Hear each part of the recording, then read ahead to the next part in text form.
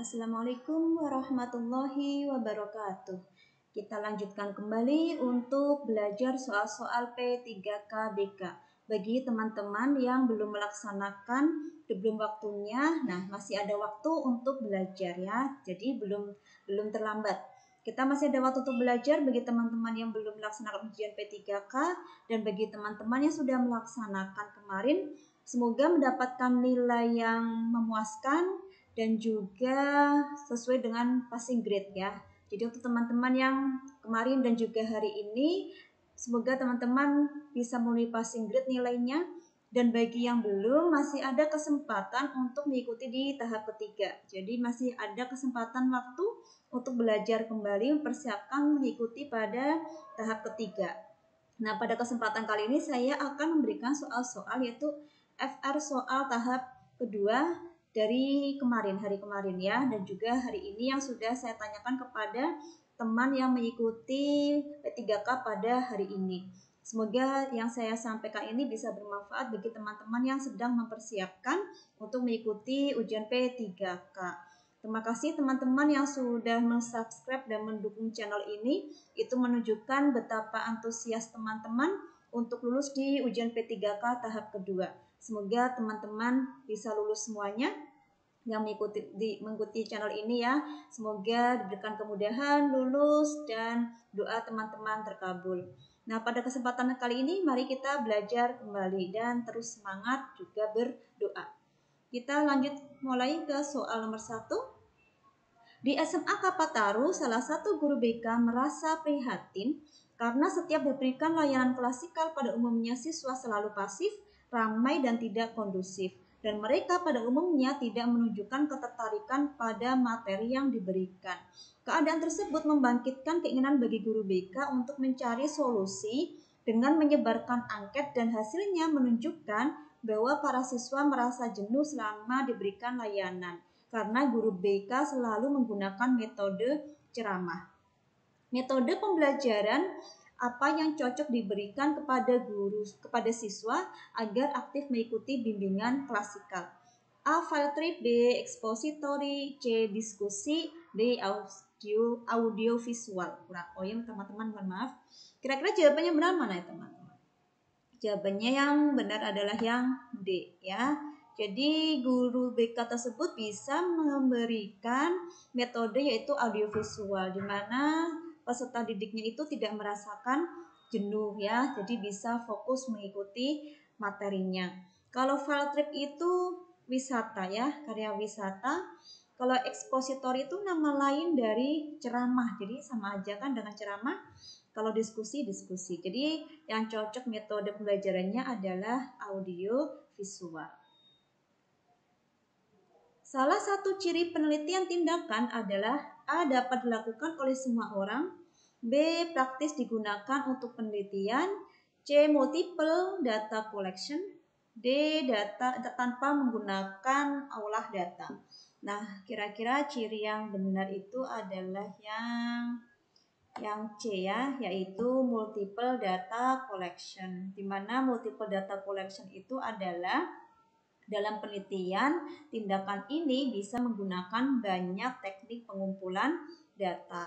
Kalau yang A dapat dilakukan oleh semua orang itu salah ya. Kalau yang B juga praktis digunakan untuk penelitian juga salah. Kemudian D tanpa menggunakan olah data juga salah karena dalam PTBK juga bisa menggunakan olah data atau kuantitatif. Nah, kita lanjutkan ke soal berikutnya.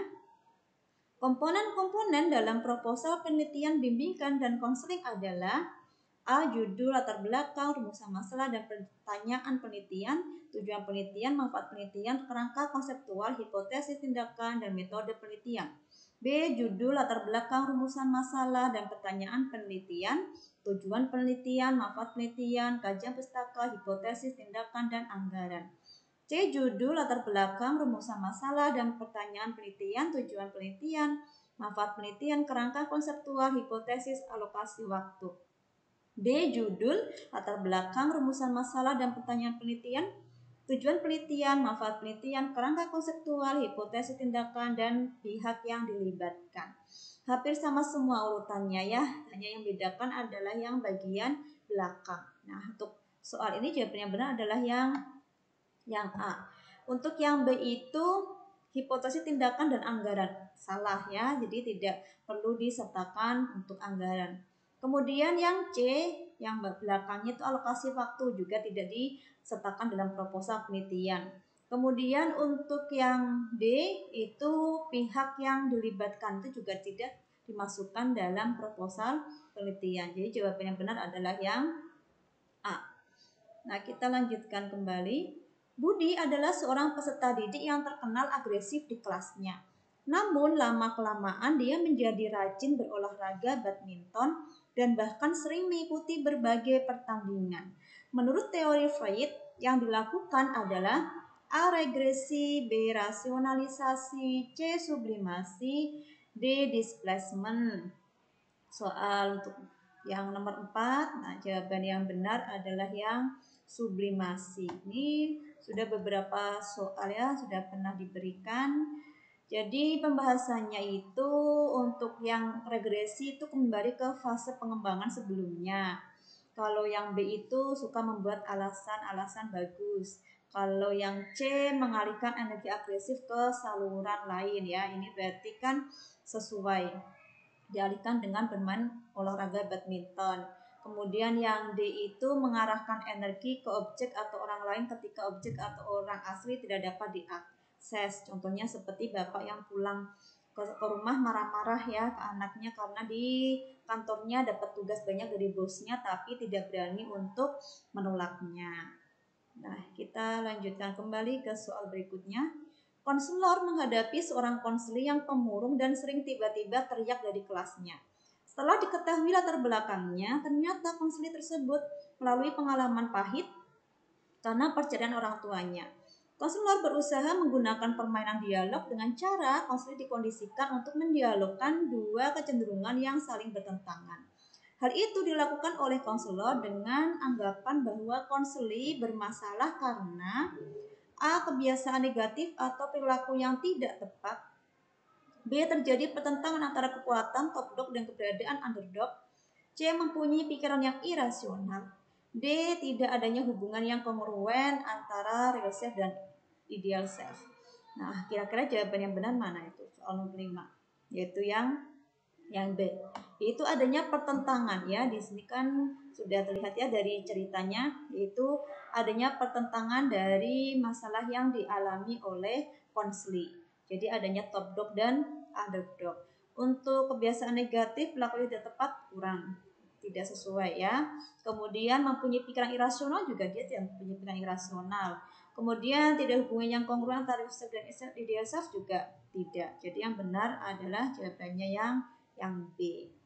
Soal-soal studi kasus banyak keluar di step 2 ya. Untuk kemarin saya tanya ke teman yang sudah mengikuti dan juga hari ini teman yang mengikuti pada pagi hari. Jadi teman-teman silahkan dipersiapkan untuk memahami setiap soal-soal studi kasus. Nah, kita lanjutkan kembali. Bu Dewi adalah guru BK di salah satu SMA dan akhir-akhir ini banyak menangani kasus siswa sehingga merasakan jenuh. Kemudian Bu Dewi memulihkan dirinya atau coping diri untuk menghilangkan kejenuhan yang disebut A. Keterampilan organisasi, B. Keterampilan pemecahan masalah, C. Keterampilan self-care, D. Keterampilan asesmen diri. Untuk soal nomor 6, jawaban yang benar adalah yang C.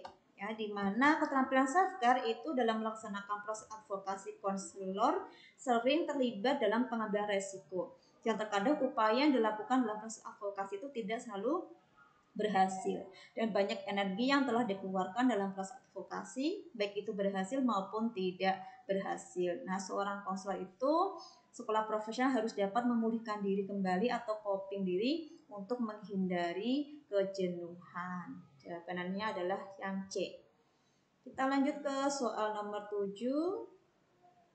Berdasar hasil analisis kebutuhan pada sebuah SMA diperoleh data 80% peserta didik tidak ada rencana apapun setelah lulus, 15% peserta didik akan mengikuti program kursus, dan 5% peserta didik memilih untuk melanjutkan ke perguruan tinggi. Desain layanan bimbingan dan konseling yang tepat adalah A. Pengembangan paket informasi tentang orientasi karir untuk memfasilitasi 80% peserta didik. B. Pengembangan media bimbingan dan konseling memfasilitasi 80% peserta didik yang belum memiliki rencana setelah lulus SMA. C. Layanan bimbingan karir pada peserta didik yang sudah menentukan pilihan setelah lulus SMA. D. Fokus pada 20% peserta didik yang telah membuat rencana pengembangan diri setelah tamat SMA. E. Konseling kelompok pada kelompok peserta didik yang akan melanjutkan ke perguruan tinggi. Nah, kalau bertemu dengan soal model grafik seperti ini, cermati ya. Jadi di sini kan pada sebuah SMA diperoleh data 80%, berarti yang paling banyak, dan ini adalah yang diutamakan untuk dilayani, yaitu karena di sini mereka membutuhkan untuk melanjutkan perguruan tinggi, berarti kan informasi yang mereka butuhkan, maka jawabannya adalah yang A. Jadi mereka membutuhkan pengembangan paket informasi ya untuk melanjutkan ke perguruan tinggi. Jadi jawaban yang benar adalah yang A. Nah, kita masuk ke soal yang terakhir. Saya hanya memberikan 8 soal ya untuk hari ini. Seorang anak merasa bersalah kepada ibunya karena selama ibunya hidup dia belum bisa membahagiakan ibunya. Rasa bersalah terus dia rasakan. Pendekatan apa yang cocok untuk membantu masalah konflik tersebut? A. REBT, teknik disputing kognitif. B. Gestalt, teknik kursi kosong. C. Analisis transaksional family modeling. D. Behavior teknik self management. Jawaban yang benar adalah yang B, yaitu Gestalt teknik kursi kosong, di mana kursi kosong itu digunakan untuk menyelesaikan unfinished business, yaitu masalah yang belum terselesaikan ya. Kemudian dengan orang yang dicintai, konselor diminta berbicara dengan orang yang dicintai yang telah meninggalkannya, seperti orang tersebut hadir di kursi kosong. Pelaksanaan teknik ini dapat berupa monolog di mana orang yang diajak bicara di kursi kosong tidak menjawab, atau dapat berupa dialog di mana orang tersebut menjawab seperti yang mungkin jawab oleh orang tersebut. Nah, jawabannya sesuai ya. Kalau RBT itu disputing adalah pertentangan. Biasanya dalam bentuk rasional irasional ya. Jadi sudah jelas jawabannya adalah yang B. Berikut 8 soal yang bisa saya berikan kepada teman-teman. Semoga bisa menambah ilmu teman-teman untuk mempersiapkan ujian P3K bagi yang belum melaksanakan. Semoga lulus dengan nilai passing grade dan doa teman-teman terkabul. Kita terus berusaha ya. Mohon maaf kalau banyak kekurangan, salah-salah kata dalam penyampaian soal-soal. Terus semangat. Assalamualaikum warahmatullahi wabarakatuh.